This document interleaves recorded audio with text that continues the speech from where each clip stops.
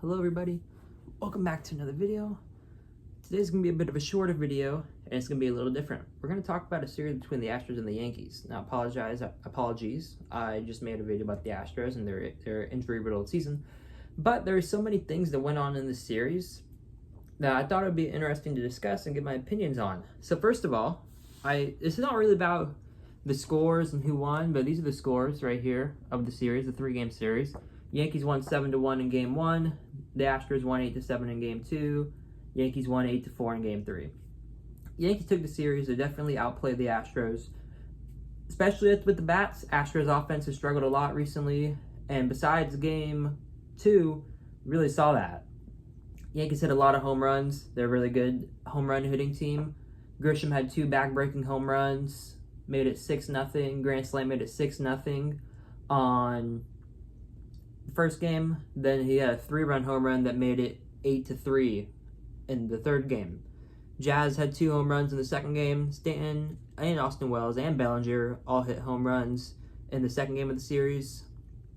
And yeah, that's basically what happened. A lot of the runs were scored on home runs. That's not really the point. Yankees did outplay the Astros, but the point of this series was how bad the officiating was and a bunch of weird stuff that happened. It was every single game, it felt like, had a controversy in it. And, Astros, Yankees, big rivalry, teams don't like each other, fans don't like each other. So not a lot of positive vibes before between these two fan bases and these two teams, but there's even less now, I would say. I have a little mini list on this card of what I'm going to talk about. First one didn't have to do with the umpires, and this is the only thing we'll talk about that really didn't have anything to do with the umpires.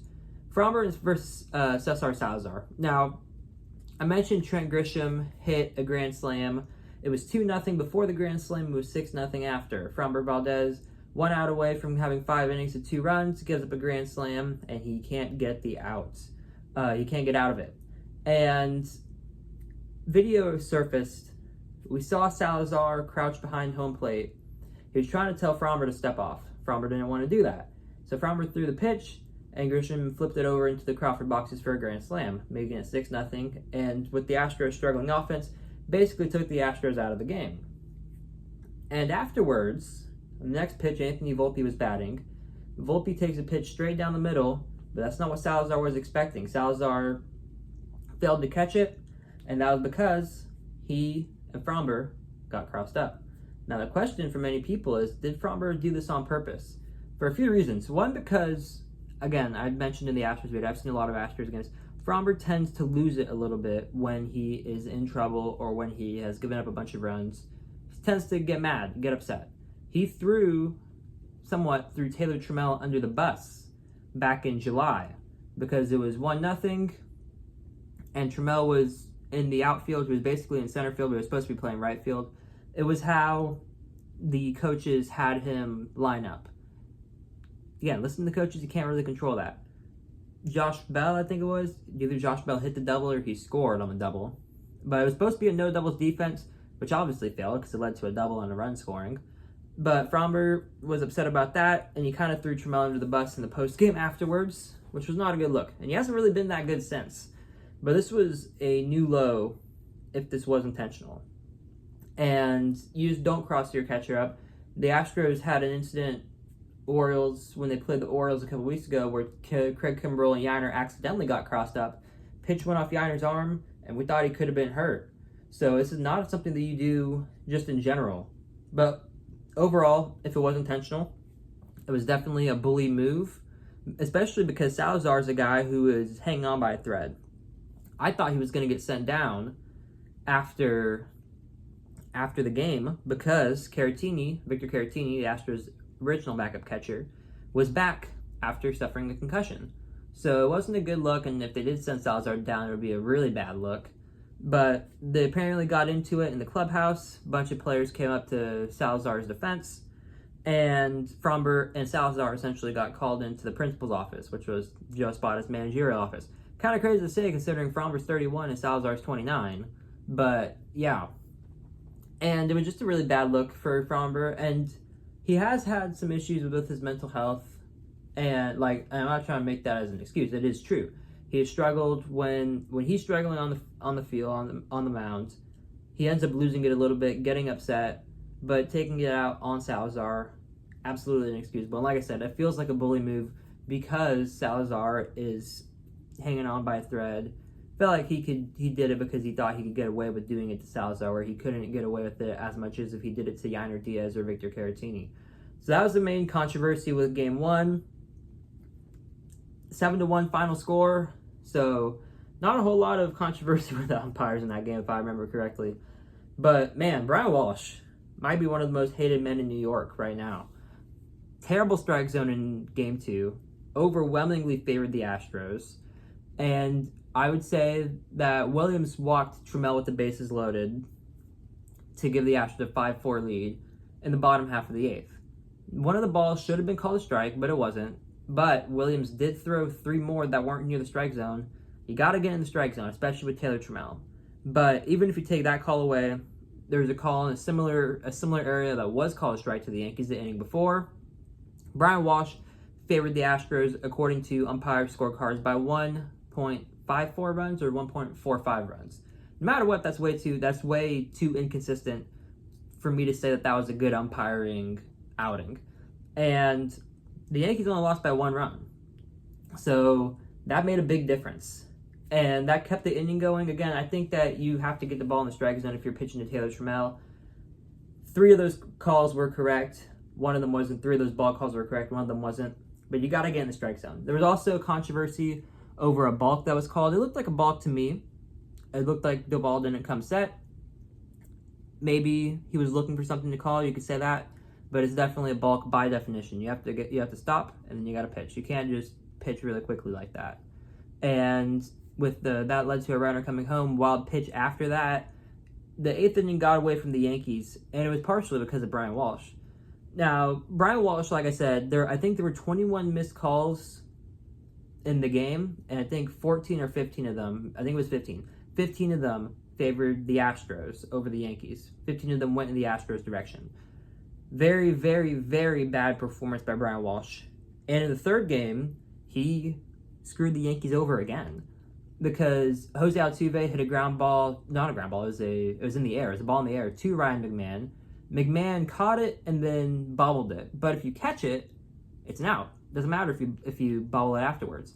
And on replay, it was very clear that it was caught. No question about it. On the transfers when the ball got lost, Brian Walsh said it was dropped. Brian Walsh was the 3rd base umpire after his horrific night at home plate.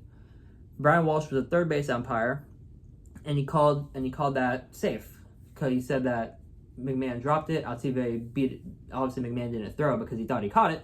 Altuve beat out the throw, and that was 2 on with nobody out. Now, the Yankees would end up giving up a run in that inning because Correa hit a tailor-made ground ball double play. Jose Caballero stepped on the base. He stepped on the base, then threw the ball to first. The throw was wide, and Correa reached safely. Yordan Alvarez, who was the runner on second, scored, and the Astros got a run out of it. Very bad, but again, umpires are bad, and you gotta make the throw. Basically, it was a really bad throw by Caballero, but it was just inexcusable. It is one of the worst calls in the field I've ever seen. There are calls that have made more impact, especially since considering the Yankees won the game.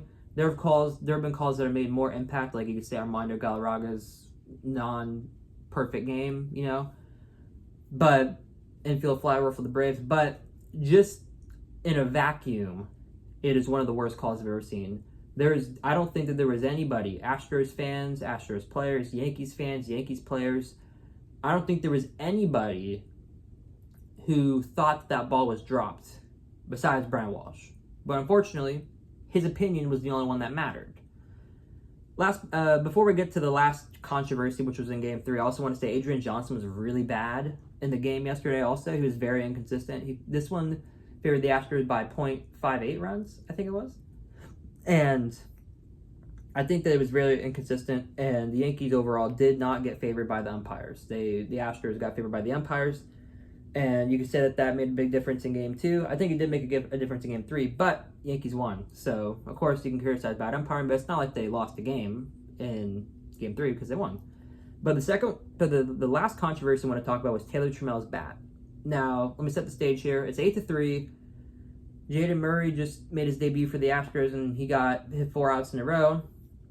Astros looking for a rally in the bottom half of the ninth. Doesn't look likely, but there's a chance. Caratini starts with a single. Taylor Trammell, former Yankee, who again drew the bases loaded walk for the lead in the game before, would hit a double to left field. Caratini's to third. Trammell is at second. Ball's played really bad by Jason Dominguez, but Aaron Boone comes out and asks about Taylor Trammell's bat. Now, Taylor Trammell's bat, which he was using the day before, Boone claimed after the game that he thought that it was illegal the day before, and he came out and had the umpires look at it. They went to New York to talk about bat rules. Trammell's bat ended up getting confiscated, but it ended up standing as a double. And the reason for that is that there was nothing illegal. Well, it was illegal. There was nothing that gave Trammell an advantage with his bat. It wasn't corked. There was no pine tar on it. The barrel was standard size. It was 33.5 ounces, I think it was. I saw it on the bat when they were looking at it. The reason why is because it was worn down. And bats have to be one color. The worn down part made it 2 colors. So, yeah, a lot of people are saying that they're cheating with the Astros were cheating with an illegal bat, and it was illegal, but it did not give Trammell any advantage. And, I understand, 2017, I get it. But there was nothing illegal about that bat. And it was really it's like a uniform thing. Like, if you've ever seen somebody have to take off a glove because of the colors, that's basically what it was. Or Justin Miller had to cover up his tattoos because it hurt, the batters couldn't see. It was, that's basically what it was. It was a uniform thing, basically. And Trammell did not use an illegal bat. It was illegal, but it didn't give him any advantage whatsoever. It was a standard bat that was scuffed, and yeah, that's what it was. So a lot of controversy. Not a lot of Astros fans happy with Aaron Boone for challenging Trammell's bat. Not a lot of Yankees fans happy with Brian Walsh. Not a lot of Astros fans happy with Framber Valdez after his incident with Salazar. And also, not a lot of Astros fans happy that they lost the series, and that's to be expected. So hope you all enjoyed this video. I tried to go over it and give my opinions on it. Brian Walsh, very bad umpire. Easily one of the worst umpiring performances overall, considering. No excuses for how terrible he was, especially on Tuesday night, awful behind the plate. But again, no, Wednesday night. Wednesday night was when he was behind the plate. But again, that call that McMahon dropped the ball, easily one of the worst calls I've ever seen. There was not a human on earth who understands baseball, who saw that play and thought that McMahon did not catch it, besides Brian Walsh. Adrian Johnson wasn't very good either, and there was a bit of another controversy. A bases loaded pitch, they called it a pitch timer violation on Daniel De Los Santos, which got the Yankees a run. There's 12 seconds left on the pitch clock, and the only thing that I think about is that maybe Caballero wasn't considered ready and De Los Santos was engaged already, and he got warned before, but after a warning, that's an automatic ball, I guess. It couldn't have been a pitch timer violation because the pitch clock said 12 seconds, and even then, the umpires get buzzed. They get like a little buzz if the pitch timer goes down to 0. So it couldn't have been a pitch timer violation. It was just a very confusing situation. Again, a very, very controversial series. Not a lot of fans are happy with umpiring or with certain players. But yeah, goes on. Yankees win a big series. Astros are 3.5 ahead of the Mariners, and they got a big series against the Rangers coming up. Astros need to start scoring some runs. Yankees have not had any issues scoring some runs. But yeah, we'll see how it goes. We'll see where these two teams end up in the playoffs. Hope everybody enjoyed this video, and I'll talk to you all again in another video soon. Goodbye.